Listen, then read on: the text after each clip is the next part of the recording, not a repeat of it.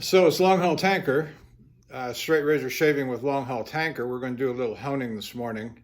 And this is a combination of several things. I've got two razors standing by here that need some touch-up work on it. I did some yesterday morning and shaved, and they did very fine, but I want more out of them. And so that's point number one. Point number two is that I'm highlighting the Zulu gray, largely because I don't use it enough.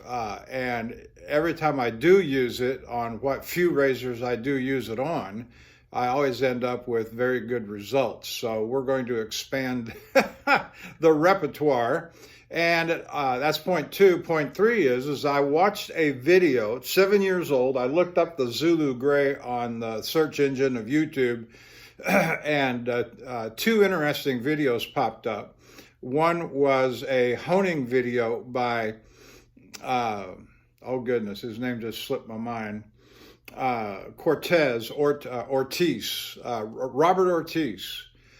From about 7 years ago, and he does a good honing job using the Zulu gray, and a couple of tips that I picked up on. The other one is, it's kind of a expose on the cellar of the Zulu gray stone. So I'm a big fan of the Zulu gray stone. I'm not such a big fan on the cellar. I bought mine through a third-party vendor, Howard Schechner of The Perfect Shave, who claimed at the time that he had exclusive distribution rights in the United States, other than going direct to Michael in South Africa. But that's who I picked mine up from, and I've never had a problem with Howard. He's got a video, a couple of videos, a series, not a series. He's got a two-part video from Nick Shaves, again from 6-7 years ago, using the Shapton Gladstones. And I have visited Howard in Massachusetts on a load that went up to Salem some years ago, and called to see if I could stop by. His wife said to me when I got there, "Why do you want to visit with Howard?" I said, "Don't you know that your husband is an internet superstar?" She just busted up laughing.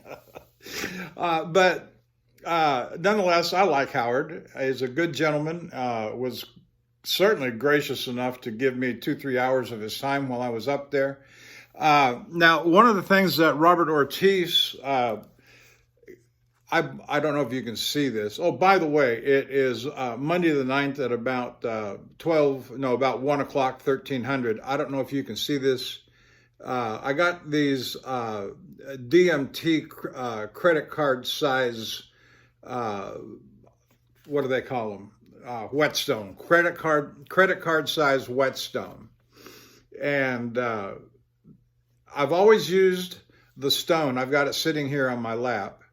8x3x1, and it's the heaviest, most dense stone I've got. It's more dense than an Arkansas True Hard. I've got an 8x3x1 in an Arkansas True Hard, and it's heavy and dense, but not as heavy and dense as this one. And I've got the little rubbing stone here, but every time I've used that, I've gotten nothing out of it. It's so hard to slurry up. And consequently, I've always used it dry to very good results. So, don't tell me I've got to raise a slurry or I've got to use it wet with oil or water. You don't. It'll polish quite adequately dry.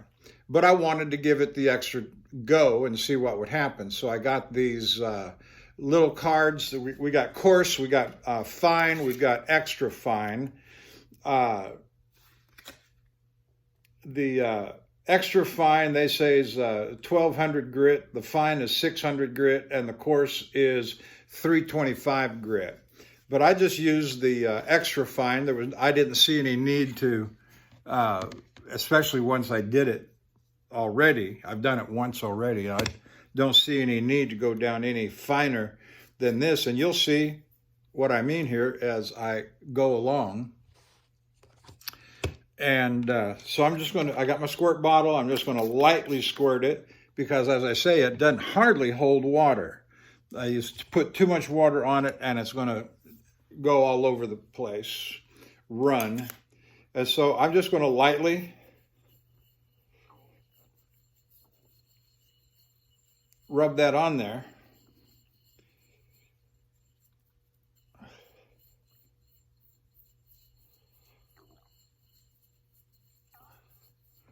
I see a little slurry, very lightly, very, very light. Little more, little more. I don't know if you can, yeah, you can see that. At least I can see it on the video screen. I'm not particularly following any method of honing.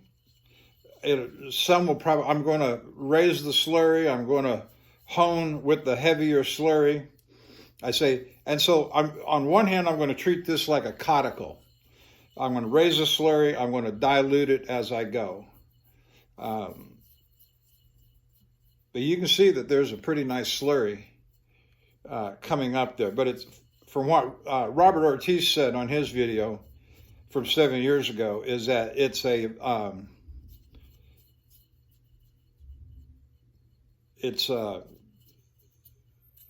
it's not very abrasive. It's not, so it's a very light. Now the two razors, well, first razor I'm going to work on is this Whacker, hand forged, hand to Schmidt it, and I did shave with this and the other one. I'll show you in a little bit. I did shave with this in a test shave yesterday morning, and it did fine. It did fine. Like I say, I want more out of it. And as this has been nothing but trouble for 5 years, 6 years since I've owned it. But I think some of it's in the metallurgy. In fact, let's see if I can show you. Up here close to the spine, you'll see a dark brown line that has arisen. There it is right there. You see that brown line that came up yesterday. Now all of this other patina and staining on the blade came up when using the caudicle some years ago, and I was heartbroken, disappointed when it did.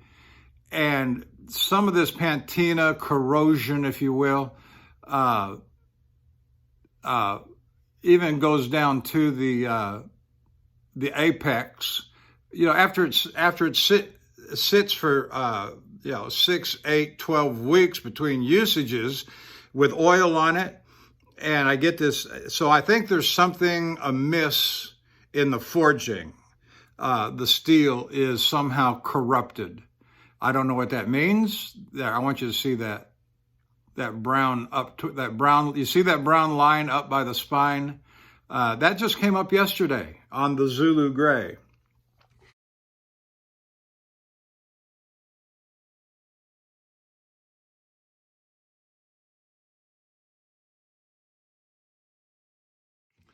Put a little, starting to dry out over here. Just a couple of little squirts.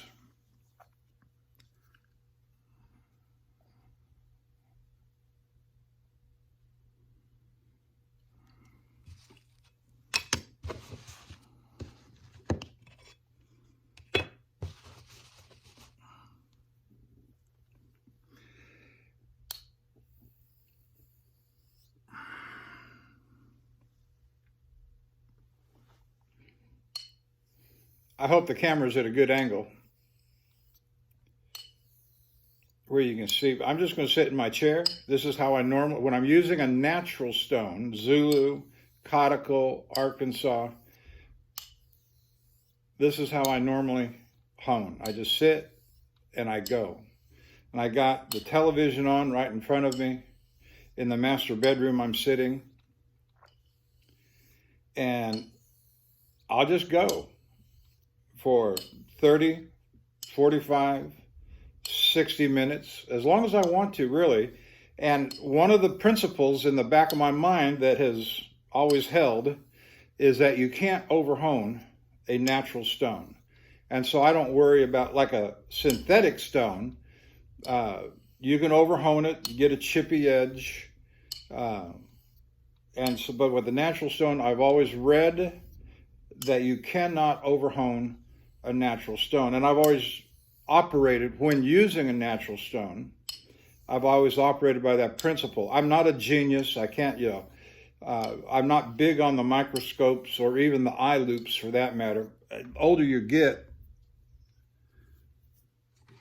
and your eyes diminish,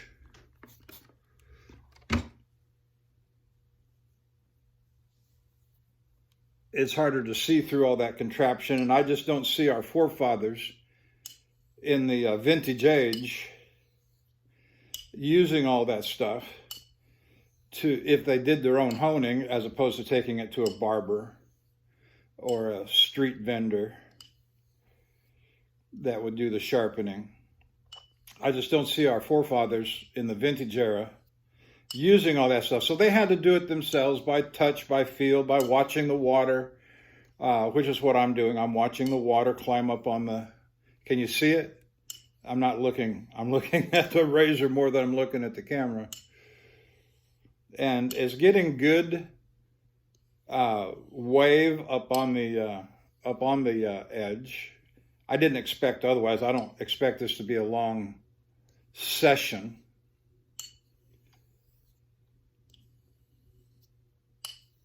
But yesterday was the first time I've raised any kind of a slurry. And that's because of using the DMT card.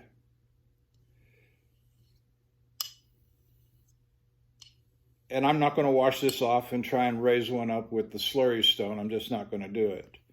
But because this is adequately, more than adequately sufficient, I suppose, for what it is I'm trying to do. Part of what I'm trying to do today is get a little bit more out of it using a light touch. I got good wave climbing up on the bevel into the belly of the razor.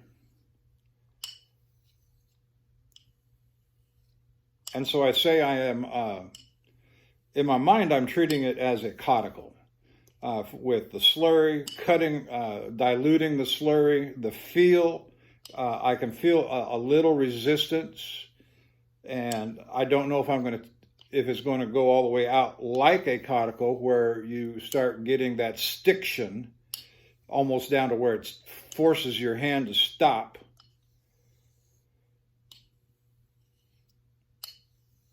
But my test shave yesterday morning with both of these razors, and I'll show you the second one in a bit, was satisfactory. I just want more out of it. But I'll do another test shave here in a little bit today. But I'm just moving along here. Let's dilute down a little bit more. Starting to dry on the corners.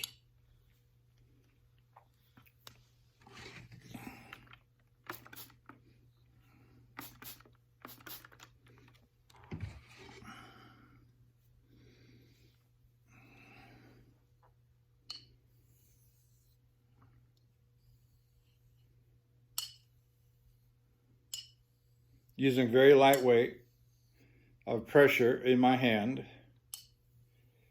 on the stone.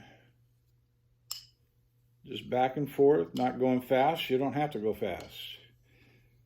I'm doing a fan-like motion on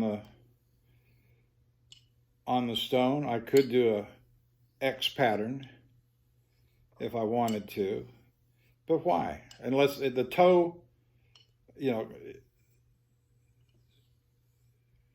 I'm making contact all the way along the length of the edge. I can see the water come up onto the edge using either the X stroke or the fan stroke.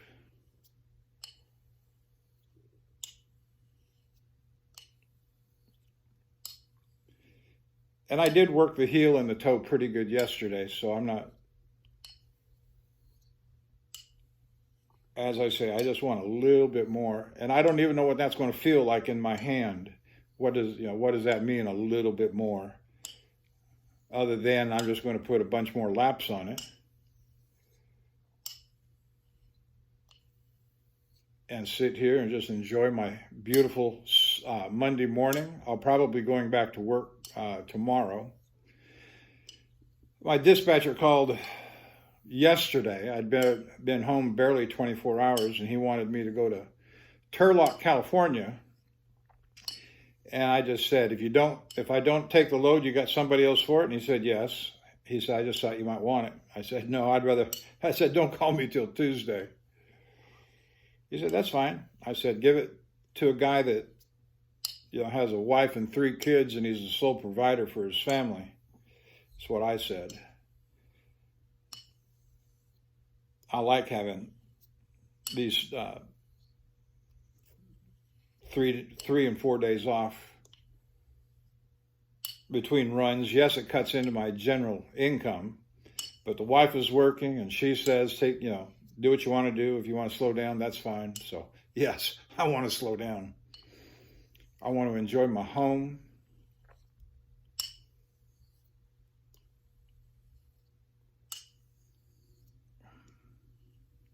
Now, some of you might be expecting me to get up and go to the faucet and do running water at the end of this on clean water, and I'm not going to do it.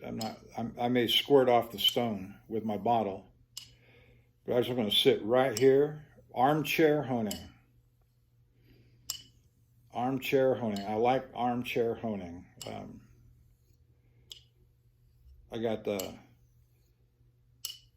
don't know if you people have a Samsung TV at home, smart TV with the Samsung Plus network on it. But I'm watching channel 1001, maybe it's 1002, Ice Road Truckers. I got it on. I got it muted, but I got that going. I just love that network, and I watch a lot of it when I'm at home. I'm by my wife is working. She's in her office down at the end of the hall, working from home. Let's put a little more water on. So this is the first time, yesterday being the first time, this is a follow-up.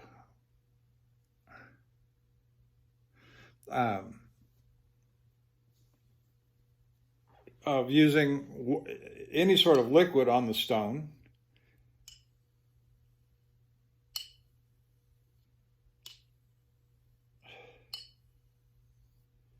I should have got a towel and put it across my lap.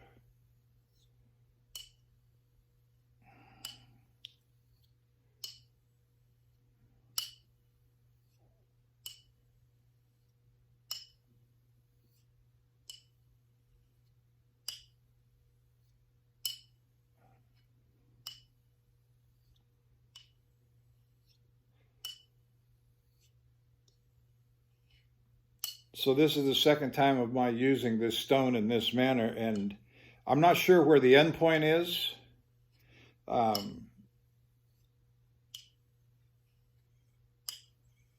It just feels very nice and smooth. I feel just a slight bit of resistance.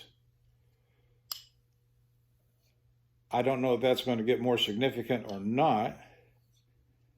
But you reach a point, based upon my experience with honing, which was from the very beginning, 7.5 years ago, with the Norton 4000, 8000. And not that I can say that I learned much from that, but over the years, just constant honing with the Shapton glass and the Arkansas and the Cauticles, you kind of reach a point of general experience of feedback. Does this feel like, do I think based upon feel and feedback that I'm going to get any more out of this? And I don't think so. I'm getting a moderate amount or a certain amount of resistance. I won't exactly call it stiction. You might if you want to.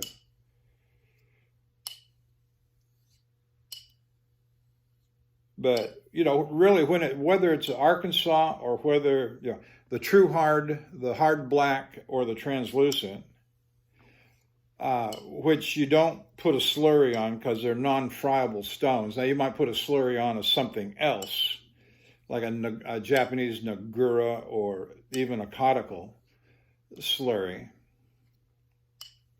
But Arkansas themselves do not slurry because they're non-friable. I learned that word from Keith Johnson, who has wonderful videos on the Arkansas stone. But this is kind of how I hone, whether it's an Arkansas, the Zulu, the Belgian conical, or the Belgian blue whetstone, which I have one, but I don't use it very often either. When I started in, I wanted to get, gotta get it.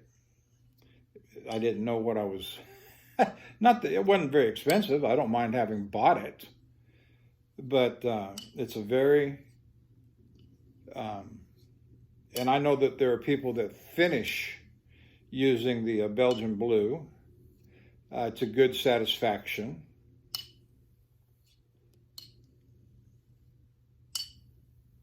I'm gonna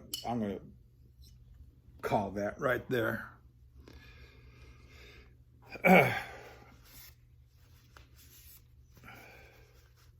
it puts off this weird colored slurry stain. I don't know if you can see that. It's more of a brownish color, brownish green, brownish color. It's not a gray black like an Arkansas would be. But that's all right. It tells you about the stone a little bit. And that stain up by the spine looks like it's kind of been reinforced a little bit.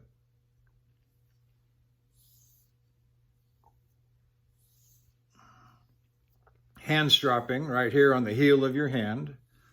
I learned that from Maestro Livy in his videos. I'll take it to the strop here before I go set up for the test shave. And so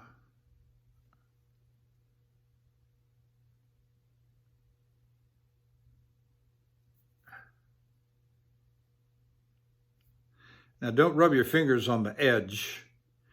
Whenever you rub your fingers on the edge like this, always have a motion going away from the edge, of course, so you don't cut yourself. I'm just seeing a little something there that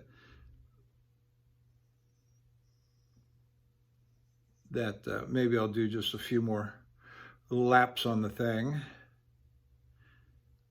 I don't know if that's paper towel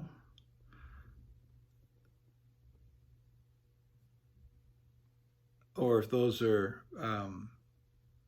spots on the apex that haven't come down to the perfect point, maybe where the striations don't go all the way to the apex. But it's not much. I don't know how much more I would need, but let's just give it a go. We're in no hurry this morning.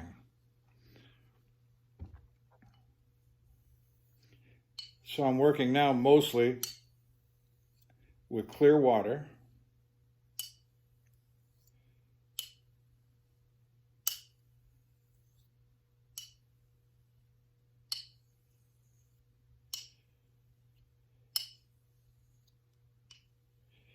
And what was catching me was the reflection of light.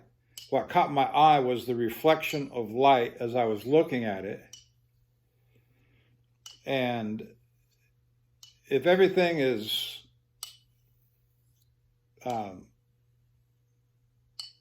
even all the way across the apex, all the way across the bevel, there should be no reflection of light. Reflection of light is an indication that something's not altogether right. Especially if you're looking straight down on the apex, your apex hasn't come together from both sides of the razor. That's my understanding of things.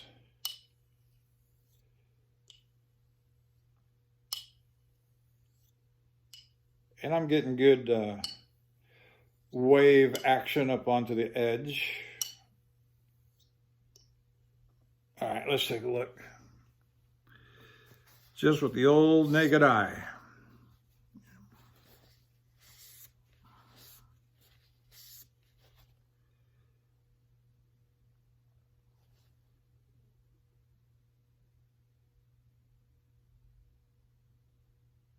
Yes, that appears better. I don't see those little points of reflection like I did. And there wasn't but about 5 or 6 of them. And mostly in this lower half, in this lower half here, there were just about 5 or 6, what looked like single striations of reflection. And that looks just as beautiful as could be. Nice and shiny, nice and shiny, all the way down. All right, let's set that aside, and we'll go to the second razor that I plan to work on this morning. Let's get the slurry up. And that's 30 minutes into this. And so, yeah. Now this other one,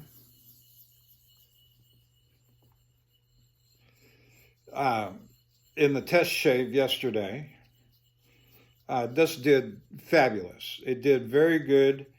And the razor, you may recall from Christmas Day, the razor that Scuttle Soap, Brian at the Shaving Cadre, sent to me for the Rudolph gift exchange.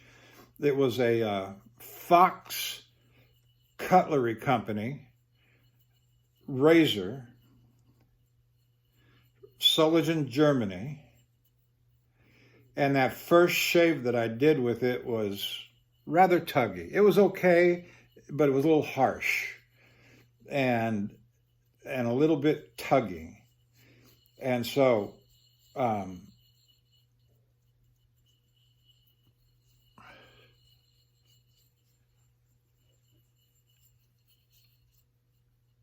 I got a good slurry raised up there.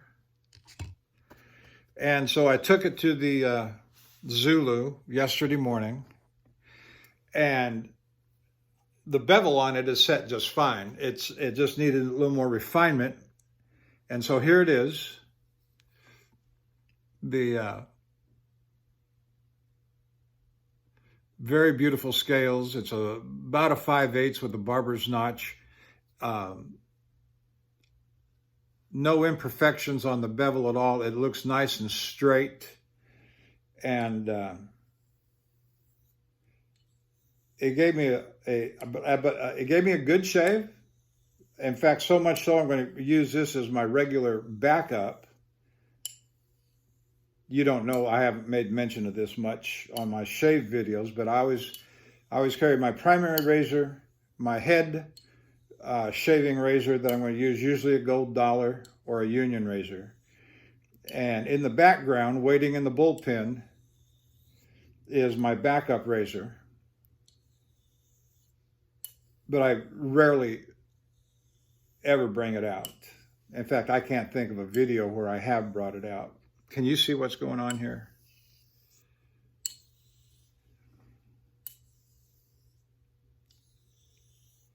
And I'm just taking my time going back and forth.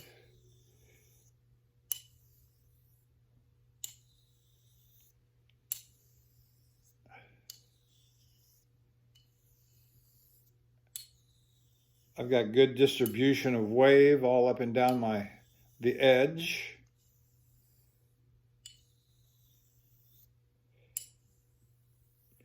So the bevel has been set very well. Now, I don't know if Brian did that himself over at the Shaving Cadre or whoever did it, don't know.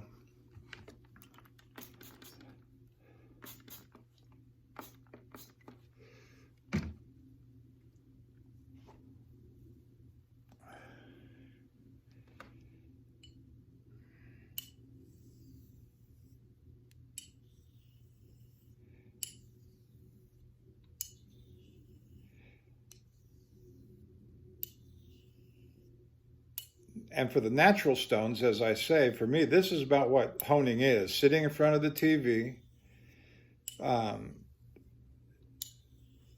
Now, I haven't looked at the TV much because I'm with the video and conversation. I'm more engaged on the razor, on the stone, than I am. Sometimes you can't really see my head, but sometimes I just turn my head to the TV and glance my eyes up and see what's going on and just back and forth on the stone. But today I've got the video going and I want to make sure I don't do any bad boo-boos. And so we got the nice slurry.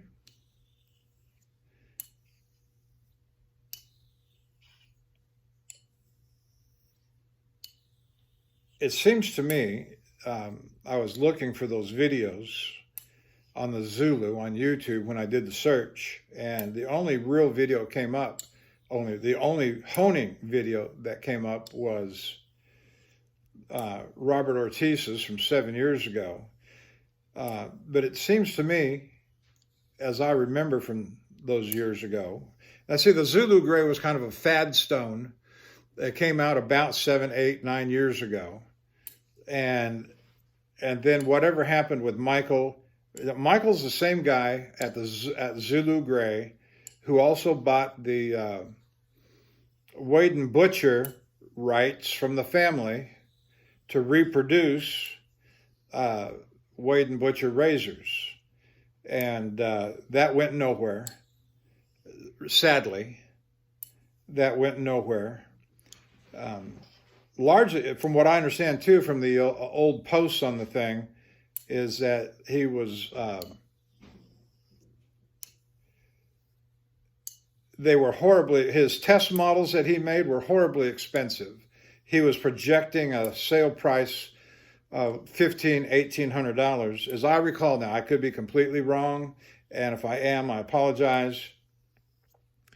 And so Wade and Butcher was the everyman's razor, was the everyday everyman's razor. They were affordably priced in their day.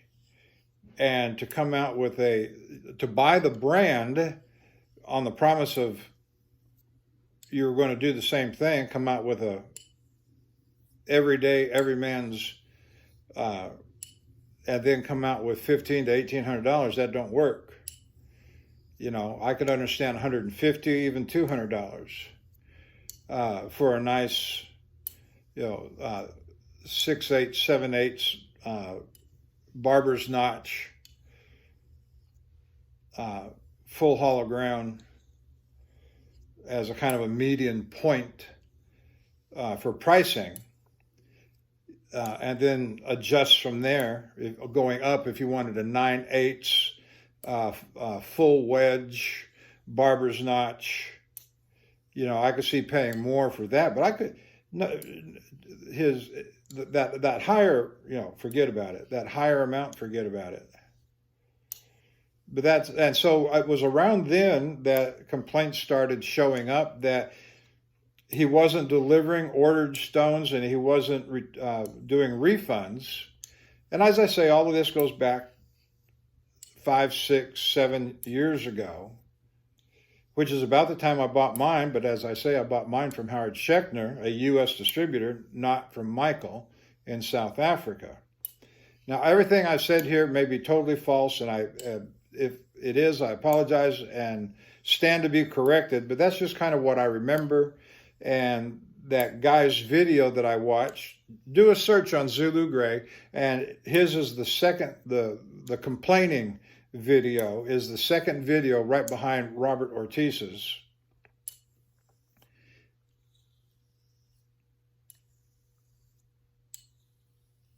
All right, let's get some more water and thin that down a little bit.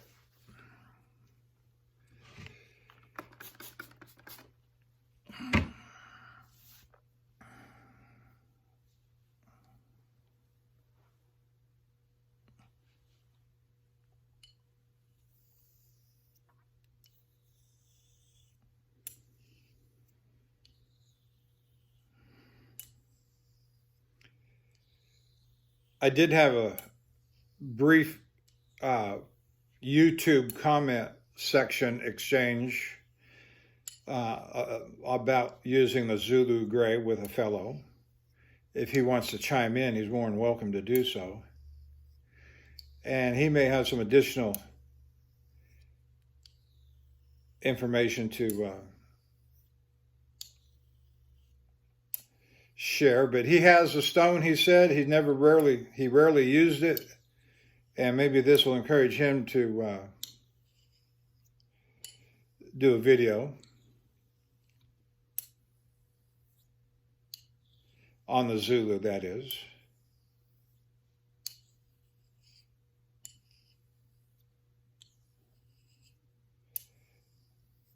Yeah, the wave is riding up nicely.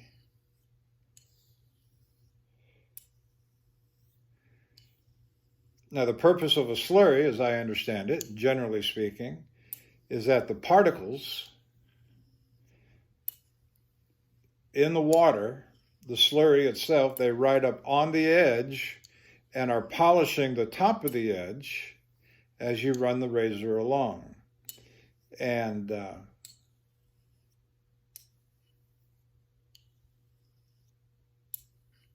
now this is not a high grit stone, or that is to say, it is a high grit stone. It's not a low grit stone. And so I'm not looking so much for cutting action as I am polishing action. And so I've always said over the years regarding the Zulu Gray that in many respects it is just as good as my Shapton Glass 30,000 for polishing purposes. I've said that before, and I've got no reason to contradict it today. And it just leaves a sharp, smooth. If you saw that shave video that I did, I don't know, 3 or 4 videos back on the Chicago Cutlery first class razor 5/8, that thing popped. That thing gave me a shave that was second to none. It just felt like I was lifting off lather, and the whiskers were coming with it. There was no irritation, no harshness. It was like that beautiful moment that comes when you've been at this for as long as I have, 7.5 years, and all of a sudden, bam, it just, you go, oh my goodness. Is that what I've been practicing for all these years? And yeah, it is.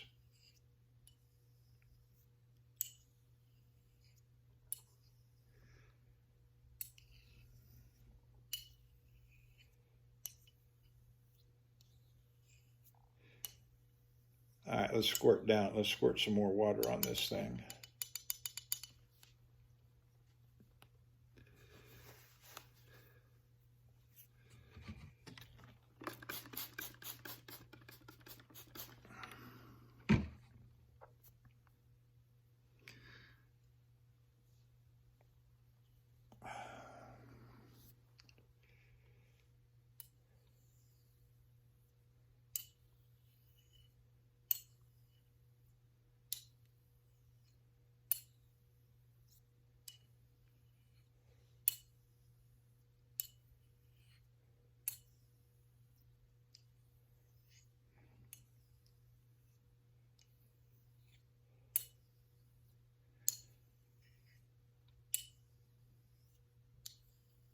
So if you're watching me on YouTube, thank you and good morning to you. Good afternoon.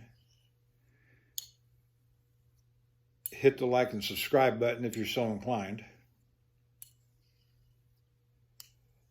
Leave a comment if you wish. Especially on a honing video. I normally don't like doing honing videos because of the drive-by assassins. And so be polite, courteous, respectful in the comment section on especially my honing video. That's why I don't do a lot of honing videos. I despise the drive-by assassins.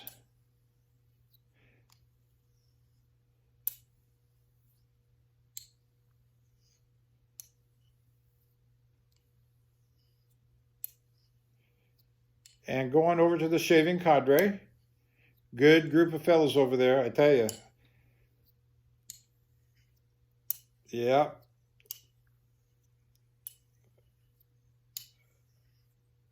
And I'll put in some, as I always and usually do, I put in the channels of my favorite YouTube channels that I watch. Some, several from the shaving cadre, some that are not. Oh, this just feels so beautiful. I hope it shaves as good as but this is the first time, yesterday and today, first time I've used this with the slurry. And I want to credit Robert Ortiz's video of 7 years ago that I've seen it before, but it's been a long time. And so I watched it again. I was out on the road after that Cutlery World shave that I had. Chicago Cutlery, yeah, Cutlery World, not Chicago Cutlery, but Cutlery World.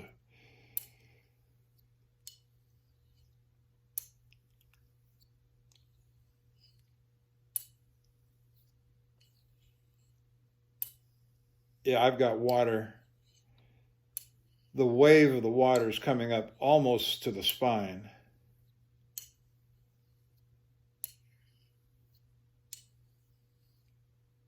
I get a little bit of drag on the stone, but I think this is pretty much done. And I'm going to go ahead and call it right there. So we're at 42 minutes. Thank you for staying with me and watching this experiment. The real takeaway here is, let's see how, I'm going to do a test shave here in a little bit. I'll record it. And the DMT credit card abrasives is the other thing I wanted to, that's a central, integral part of this process on the Zulu, in my opinion. You could, here, whoops, sorry about that. Let's just try a little something here. Put some water on the stone. I got my abrasive stone.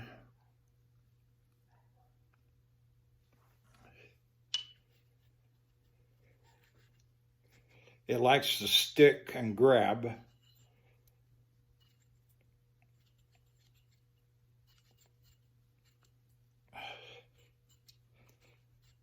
And see, I'm not getting the slurry off of this as conveniently. There's a little bit coming up now. I don't know if you can see it.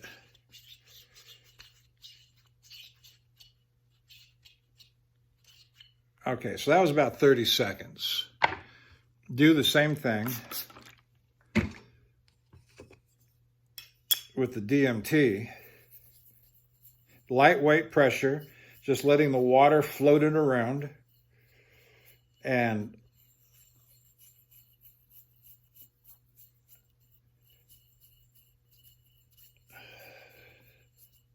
you can see how much slurry is being built up there very quickly. Very quickly. So, yeah, to me, it's a no-brainer. These little DMT cards are just fantastic. Glad I got them. And they're quite reasonably priced. The pack of 3 only costs, on Amazon, only costs about $27 and change. So I am satisfied with that. So calling it an end here. Thank you for staying with me, and we'll see you down the road.